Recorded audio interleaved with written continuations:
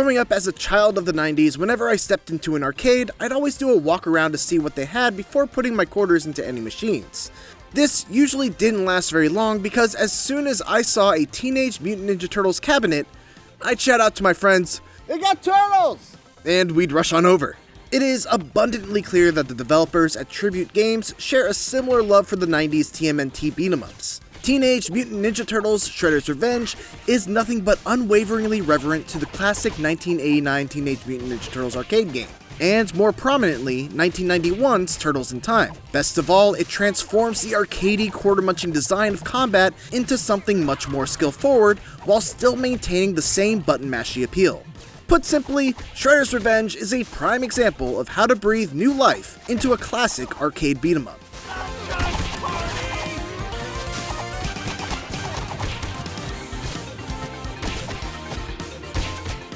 Shredder's Revenge is full of all sorts of winks and nods to the arcade games that inspired it, like this,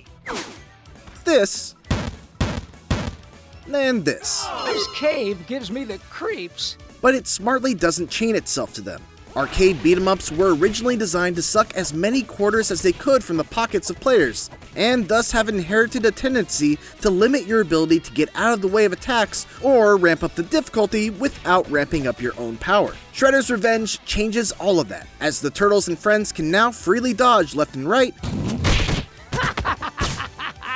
They can hold the attack button down to charge up attacks, which also has the added bonus of letting them take damage without flinching. They each have a Shoryuken-like rising attack that makes hitting aerial enemies a breeze, and most importantly, they each have a meter that allows them to use a screen-clearing super attack when it's full. The meter fills by landing hits and resets when you take damage, but the kicker is that if you're able to fill it up completely, the supercharge is stored until you use it. This adds a nice extra incentive to play smart and be vigilant about avoiding damage, because those super moves are clutch, especially in the later stages when enemies start to get tankier and more aggressive. Aside from those additions, this is still very much the same type of game that fans of the old arcade cabinets know and love. It's simple beat-em-up action at its finest, with a big focus on crowd-clearing AoE attacks, power-ups, and environmental interactables that can turn the tide of a fight in your favor. Party, dude! There are a total of 16 levels in Shredder's Revenge, and many of them are arranged like a remix greatest hits of previous games. You've got the streets and highways of TMNT the arcade game, the sewers and subways of the Manhattan Project, and the prehistoric settings of Turtles in Time. But there are also a handful of levels that are wholly original, including one that takes place at a zoo and had me contending with regular stampedes, foot ninjas, and these aggravating little monkeys in cages that threw bananas at both me and my enemies. The levels are all charming in their own right, with plenty of Easter eggs and gags throughout, though I do wish there was a little more variety in the mix. There are only two types of levels: traditional stages where you just move from left to right, beating up all the baddies in your way, and high-speed hoverboard stages where you move from left to right, beating up all the baddies in your way, only faster and on a hoverboard. Tribute Games plays it safe with its level design, and the result is a very even experience, but also one that started to feel quite samey by the end. Each of the levels are brought to life thanks to an impeccable soundtrack.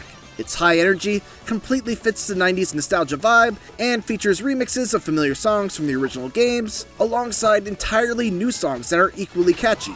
That includes tracks from big names like Ghostface Killah and Mega Ran, a rap about the Turtles rolling on Broadway in the level Mutants Over Broadway,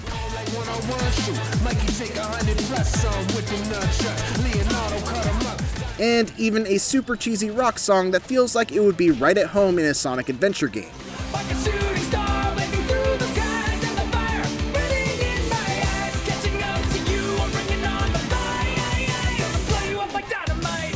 It's honestly one of my favorite soundtracks of the year so far. Of course, a lot of the appeal of Shredder's Revenge is playing as the Teenage Mutant Ninja Turtles themselves, and Tribute Games has done a wonderful job of making each character feel distinct and true to their personality while still having essentially the same set of moves. Obviously, they each have their own attack animations with their own unique weapons, but it's the little things that really go a long way. That could be the way Mikey runs like a goofball, Raph's permanent scowl and intimidating grimace, or Donnie's amusing taunt where he pulls out a Game Boy. There are some notable gameplay differences between them all as well, Leo's the only character with a flipping somersault attack out of his double jump, Michelangelo can bounce off of enemies with his dive kick, Raph can German suplex his opponents, and Donnie can hit from a football field away thanks to the reach of his staff. The Turtles aren't the only playable characters either. Splinter and April O'Neil also join in on the action, with Splinter using his claws, martial arts, and walking stick, and April fighting with TV cameras, microphones, and an array of punches and kicks. Altogether, there are 6 characters playable right from the start, and Shredder's Revenge even allows for up to 6 people to play simultaneously. I haven't done that yet myself, but even playing with just 3 players is absolute chaos in the best kind of way. Tribute Games does a great job of appropriately scaling the difficulty with more players by both adding more enemies and upping their aggression with each new player that joins in. There are only 2 modes of play in Shredder's Revenge, a campaign mode that lets you select levels from an overworld, and an arcade mode that gives you that classic experience of taking on the whole game from the start with a limited number of lives and continues, with no checkpoints and no saving your progress. The whole game can be completed in about 2 hours, so arcade mode isn't as daunting of a task as it might initially seem, and it ultimately ended up being my preferred way to play after beating the campaign once. Those who are completionists might find themselves preferring campaign mode, however, as it features hidden collectibles, a variety of challenges to complete per level, and persistent progression per character, with new stats and abilities unlocked every time you level up. Arcade mode simply gives you all of those abilities from the outset.